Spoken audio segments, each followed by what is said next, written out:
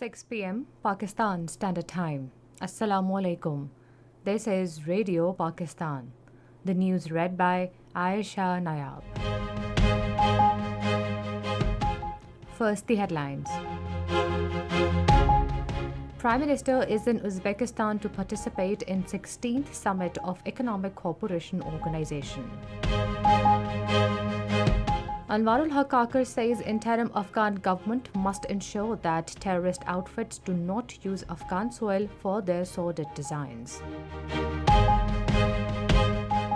Pakistan has rejected notions of any discussion on arms supply between defense ministers of Pakistan and Ukraine. Martyrdom toll of Palestinians in Israeli airstrikes on Gaza has risen above 10,500 since October 7th. Pakistan and Saudi Arabia have agreed to speed up implementation of agreements in media and communication sectors. And in ICC Cricket World Cup at Pune, match between the Netherlands and England is underway. And now the news in detail. Prime Minister Anwarul Haqqaqar has reached Tashkent, Uzbekistan on an official visit to participate in the 16th Summit of Economic Cooperation Organization. Uzbek Prime Minister Abdullah Nigmatovich Aripov received Prime Minister Anwarul Haqqaqar at Tashkent International Airport. The Prime Minister will also engage in bilateral discussions with the leadership of Uzbekistan and other participating leaders. Caretaker Foreign Minister Jalil Abbas Jalani and Caretaker Commerce Minister Gohar Ijaz are also accompanying the Prime Minister. Caretaker Prime Minister Anwarul Haqqaqar has demanded of the Afghan government to extradite Pakistanis residing illegally in Afghanistan and engaged in terrorist activities within Pakistan. Addressing a news conference in Islamabad today, he said, "Otherwise, we expect the Afghan government take all possible steps for the elimination of Tehreek-e-Taliban Pakistan hideouts and training camps on its soil." The Prime Minister said the interim Afghan government must ensure that terrorist outfits do not use the Afghan soil for their sordid designs. Anwarul Haqqaqar strongly regretted the threatening statements made by some Afghan leaders in the wake of Pakistan's decision to repatriate illegal foreign nationals, including Afghan nationals. He said these irresponsible and misleading statements are contributing in vitiating the environment. He said all state institutions have made best possible arrangements at Torkham, Chaman, and other border areas to ensure the dignified return of the illegal Afghan nationals.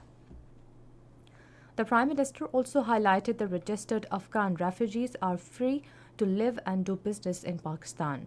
Anwarul Haqqaqar said Pakistan had expectations from the interim Afghan government will take stern action against the TTP. However, unfortunately, there has been 60% increase in terror acts in Pakistan since the establishment of interim Afghan government, and the TTP operating from Afghanistan is behind these cowardly attacks.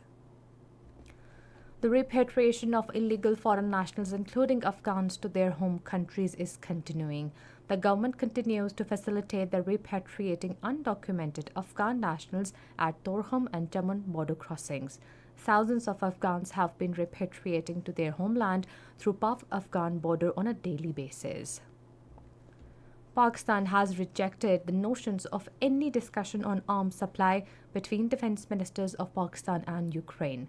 In a statement, Foreign Office spokesperson Mumtaz Zahra Baloch clarified that as a matter of policy, Pakistan did not supply arms to a region in conflict.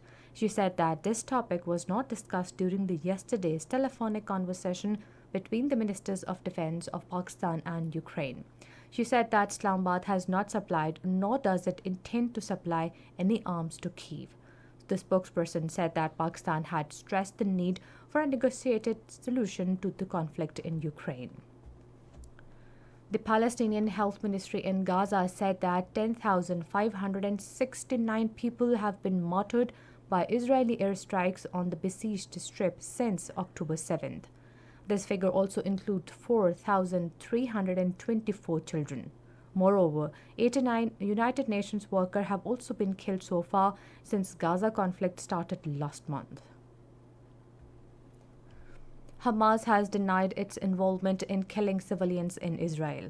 Musa Abdul Muzarek of Hamas told international media that women, children, and civilians were exempted from Hamas attacks. On the other hand, Malaysian Prime Minister Anwar Ibrahim said in the parliament that his country will maintain ties with Hamas. Malaysia has long advocated for the Palestinian cause and it does not recognize Israel diplomatically. This is Radio Pakistan. President Dr. Arif Alvi has emphasized that women should join the workforce after completion of education for the betterment of the society. He was addressing the 12th convocation of International Islamic University in Islamabad today. The president said responsibility rests with the state to provide protection to the women against harassment at workplaces. He gave away certificates and sheets to the outstanding students. Pakistan and Saudi Arabia have agreed to further expand cooperation in media, drama, and other related fields.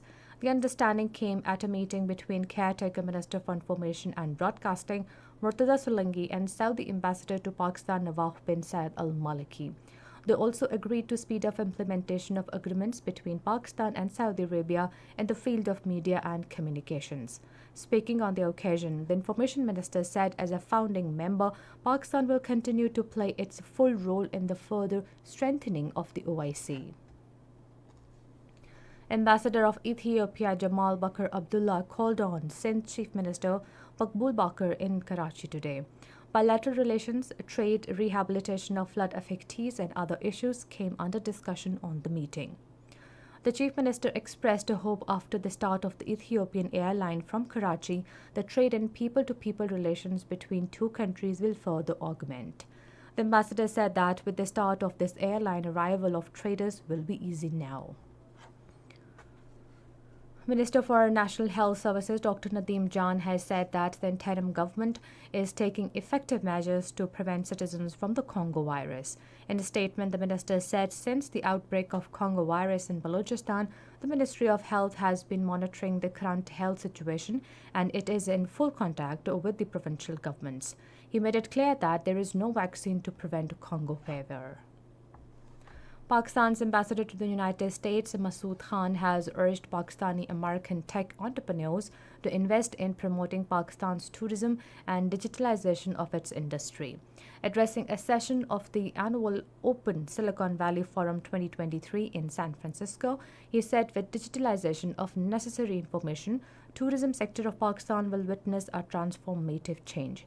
The ambassador said our joint ventures will help tapping the existing potential of tourism.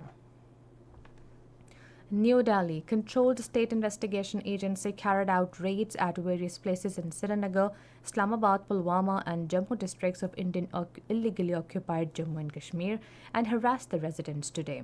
According to Kashmir Media Service, the SIA sleuths along with Indian paramilitary and police personnel raided dozens of houses in different areas of these districts and terrorized the inmates. They also took away electronic gadgets and bank statements during the raids.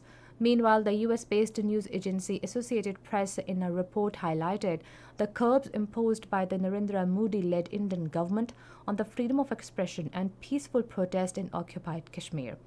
The All Parties Hurriyat Conference spokesman, in a statement issued in Srinagar, expressed grave concern over the deteriorating health condition and safety of the illegally detained Hurriyat leaders and activists languishing in different jails of India and Indian illegally occupied Jammu and Kashmir.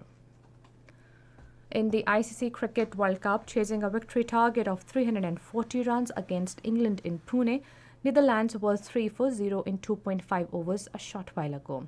Batting first, England scored 339 runs for 9 wickets in stipulated 50 overs. And finally, the weather report. Rain, wind and thunderstorm with snowfall over mountains. An isolated hailstorm is likely in Khyber Pakhtunkhwa, Gilgit-Baltistan, Kashmir, Islamabad, Upper and Central Punjab during next 12 hours. However, dry weather is expected elsewhere in the country. Fog and smog is likely to occur at few plain areas of Punjab during morning hours. And that is the end of the news. For more news and analysis, log on to our website radio.gov.pk and also watch live video streaming of our bulletins on the link facebook.com/Radio Pakistan News Official.